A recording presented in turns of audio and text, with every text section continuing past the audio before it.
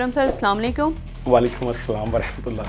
آپ کا انٹرویو ہم کر رہے ہیں دل کی باتوں کے لیے. اس پلیٹ فارم کا مقصد صرف اتنا ہے کہ جو لوگ اپنی زندگی میں بہت جد و جہد کے بعد ترقی حاصل کرتے ہیں, انہوں نے سختی کے کون کون سے لمحات دیکھے اور وہ آنے والے وقت آنے والے لوگوں کے لیے کیا مثال یا کیا جواز دیتے ہیں کہ وہ زندگی کو کیسے گزاریں. مجھے لگتا ہے کہ آنے والی جو جنریشن ہے ان کو سب سے پہلے تو یہ بتانا چاہیے کہ وہ جس حال میں ہے اس کا شکریہ ادا کریں اللہ سبحانہ تعالیٰ سے.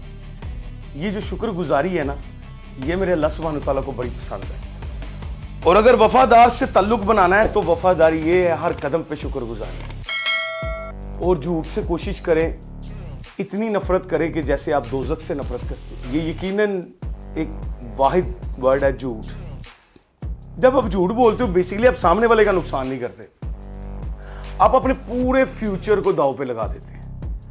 آپ اپنے سافٹ ویئر میں ایک ایسا ایرر پیدا کر لیتے ہو, خود سے کریٹ کر لیتے ہو کہ وہ جو ان فیوچر آپ کو وہ جو سسٹم ہے جس کی کوالٹی یہی ہے جو سچائی سے آئے گی, وہ جو اللہ سبحانہ تعالیٰ کو سافٹ ویئر پسند ہے, وہ جو راستہ ہے, وہ جو سبز راستہ ہے فلائی کرنے کا, ایک پنچھی ہے, ایک انسان پنچھی سے زیادہ نہیں ہے.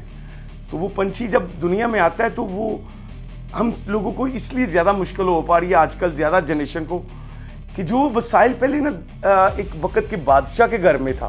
جیسے آپ نے دیکھا ہوگا کہ پنکھا نا وہ لوگ ایسے اوپر سے کپڑے والا ایسا کر رہے ہوتے تھے, اور وہ دوسری رایا کے پاس وہ سہولتیں نہیں ہوتی تھی. تو وہ کیا ہوتا تھا کہ وہ بادشاہ کا وہاں تک پہنچنے تک نا اس کی تربیت ہو جاتی ہوتی.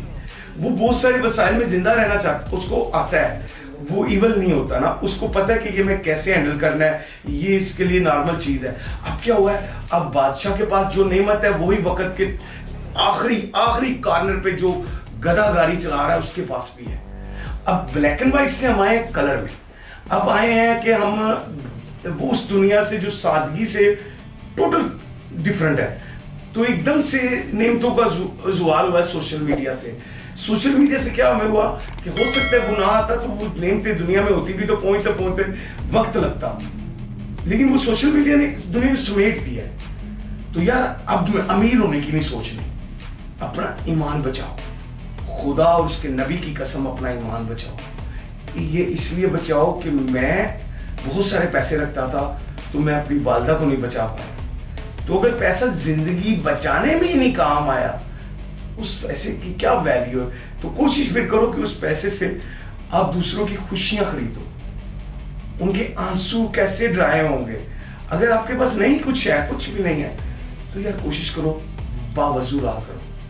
میں نے نماز نہ پڑھو, نماز کا کوئی چکر نہیں ہے.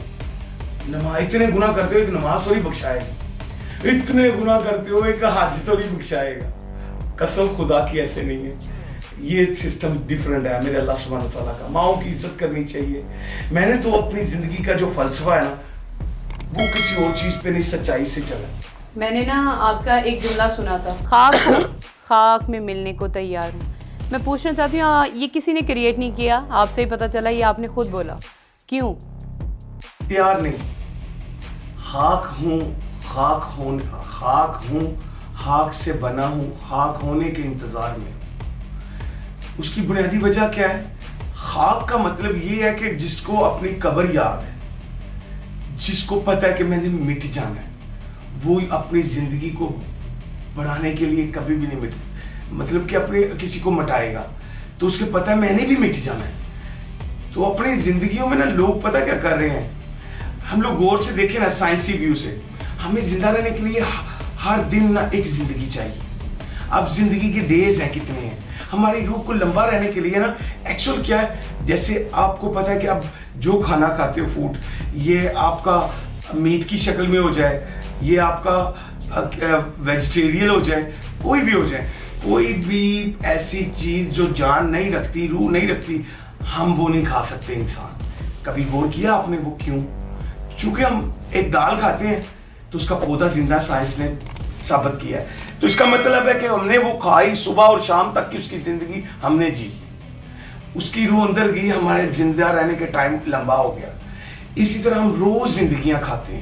اللہ سبحانہ تعالیٰ ہمارے اتنا پیار کرتے ہیں, ہمیں زندہ رکھنے کے لیے کتنی کائنات کو موت دیتے ہیں, کتنے سارے روحوں کو کھا جاتے ہیں ہم.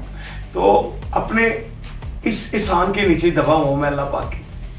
میں نے آپ کی باتوں سے یہ تو محسوس کیا ہے کہ آپ دل میں درد رکھتے ہیں, پر کیا یہ پاکستان وہ جگہ ہے, اس قابل ہیں یہاں لوگ کہ اس درد کو رکھا جائے؟ اگر میں فزیکلی دیکھوں نا تو ٹو بی آنیسٹلی دل نہیں کرتا, یہ حقیقت ہے. ایکچولی جس کو مدد کے لیے جو ٹیم بناؤ وہ بھی مکار ہے, جو مطلب بانٹنے والے ہاتھ لو وہ بھی چور ہیں. کہاں سے لائیں؟ سارے بیمار ہو گئے ہوئے. لیکن اس سے یہ تھوڑی ہوگا کہ میں وفا کرنی چھوڑ دوں گا. یہ بے وفا اور وفا کا راستہ ہے. آپ صلی اللہ علیہ وسلم کو اللہ پاک اپنے عزیز رکھتے, دوستی رکھتے, اتنا کہ آپ کے اوپر اللہ سبحانہ وتعالیٰ نے ہمیں دعا کی درود ابراہیم کی شکل میں. آپ کو کیوں لگتا ہے کہ ایک آدم کی سزا گاہ ہے دنیا, وہاں پر آپ سلم کو کیوں بھیجا؟ ایک دوست اپنے دوست کو باغ میں بھیجتا ہے کہ جیل میں بھیجتا ہے؟ بیسیکلی آپ سلم کا نا اللہ پاک نے نا ان فرشتوں کو بتانا تھا یہ میری کریشن ہے, یہ میرا عشق ہے, اور اس کی وجہ سے میں کہہ رہا ہوں, اس پر اللہ میں کوئی ذمہ نہیں ہے, یہ میری محبت ہے. مجھے لگتا ہے کہ اللہ سبحانہ تعالیٰ نے آپ صلی اللہ علیہ وسلم کو ڈاکٹر اعظم رکھا ہے, اسی لیے وہ برے ترین عرب میں, برے ترین دنیا کے یہ غرق ہونے والے لوگ تھے. یہ بیٹیوں کو زندہ دودھ میں ڈبو دیتے تھے, یہ بہنوں کا حصہ نہیں دیتے تھے, یہ جھوٹ, مکار, یہ بغض, یہ مال و مال تھے. اسی لیے ان کے لیے آپ صلی اللہ علیہ وسلم آئے, نہیں تو یہ نیو یارک میں بھی آ سکتے تھے.